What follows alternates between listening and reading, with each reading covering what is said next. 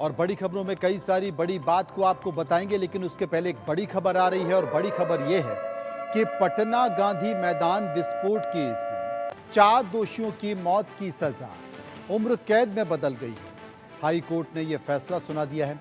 27 अक्टूबर 2013 को यह विस्फोट हुआ था। 6 लोगों की मौत इस विस्फोट में हुई थी और 89 लोग 89 लोग घायल हुए थे। लेकिन यहाँ पर कोर्ट के द्वारा हाई कोर्ट के द्वारा एक बड़ा फैसला आया। 2013 की यह घटना है जब पटना के गांधी मैदान में यह विस्फोट हुआ था, जहां पर पटना हाई कोर्ट ने 4 दोषियों की जो मृत्युदंड की सजा है, क्योंकि पहले इनको मृत्युदंड सुनाया गया था, अब इस सजा को आजीवन कारावास में हाई कोर्ट ने पटना हाई कोर्ट ने बदल दिया है। 4 दोषियों जिनमें हैदर अली, मोजिबुल्ला, नुमान और इम्तियाज, इनको पहले सिविल कोर्ट ने मौत की सजा सुनाई थी। हाई कोर्ट ने उनकी सजा को अब कम कर दिया है। उन चारों के साथ दोषी पाए गए उमर और अजहरुद्दीन को निचली अदालत में आजीवन कारावास की सजा हुई थी। हाई कोर्ट ने उसे बरकरार रखा है। उल्लेखनीय है कि निचली अदालत ने इस घटना को रेयर ऑफ द रेयरेस्ट बताया था और आरोपियों को मौत की सजा सुनाई थी।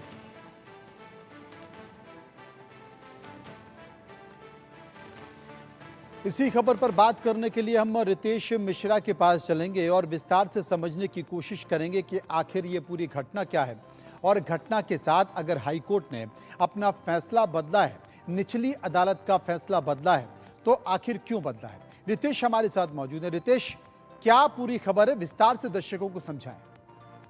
बिल्कुल, सबसे पहला जो आपका सवाल है कि फैसला क्यों बदला गया है, निचली अदालत के फैसले को हाई कोर्ट ने क्यों बदल दिया है, तो इसके पीछे की जो दलील कोर्ट की तरफ से दी गई है वो ये कहा जा रहा है कि जो भी आरोपी हैं, जो 6 आरोपी हैं, उनकी उम्र काफी कम है और इन्हें भी जीने का अधिकार है और यही कारण है कि इनकी सजा को मृत्युदंड से बदलकर अब इसे आजीवन कारावास में तब्दील कर दिया गया और जो 2 आरोपी बाकी हैं, यानी कुल 6 आरोपी थे, 4 की जो सजा है उसे आजीवन कारावास में तब्दील किया गया था। पहले इन्हें मृत्युदंड की सजा थी और 2 पर जो फैसला है उसे कोर्ट ने सुरक्षित रखा है। हालांकि जो बचाव पक्ष यानी जो आरोपी हैं, उनके वकील का कहना है कि उस फैसले के खिलाफ वो सुप्रीम कोर्ट जाएंगे, क्योंकि उनका मानना है कि उनके जो भी क्लाइंट्स हैं ये पाक साफ है और इस फैसले के खिलाफ हो जाएंगे।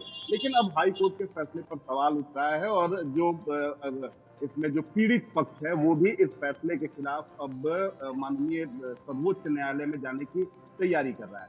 घटना के बारे में फ्लैशबैक में आपको बता दूं तो आज से ठीक 11 साल पहले जब प्रधानमंत्री नरेंद्र मोदी प्रधानमंत्री नहीं थे, वो बाकायदा बीजेपी के कैंडिडेट से पटना का गांधी मैदान है, काफी बड़ा मैदान है, वहां पर रैली को संबोधित करने आए थे और वहां पर हजारों की भीड़ में जो बीजेपी के कार्यकर्ता हैं वो पहुंचे हुए थे और उसमें ये साजिश को अंजाम दिया गया। एक के बाद एक कई सारे बम धमाके हुए और 6 लोगों की दर्दनाक वहां पर मौत हो गई थी, जिसमें बीजेपी के 1-2 कार्यकर्ता भी शामिल थे। इसके अलावा पटना जंक्शन पर भी विस्फोट की घटना हुई थी और वहां पर भी कई लोग घायल हुए थे और कई लोग बाल-बाल बचे थे। हालांकि जो भीड़ है उसने सभी आरोपियों को पकड़ लिया था। एक जो आतंकी था उसे भीड़ ने इतनी उसकी पिटाई की कि उसने वहीं पर दम तोड़ दिया और आप देखिए कि 11 साल तक लंबा इंतजार हुआ, उसके बाद ये फैसला आया है। तो जाहिर सी बात है कि जो पीड़ित पक्ष है वहां पर थोड़ी सी मायूसी है कि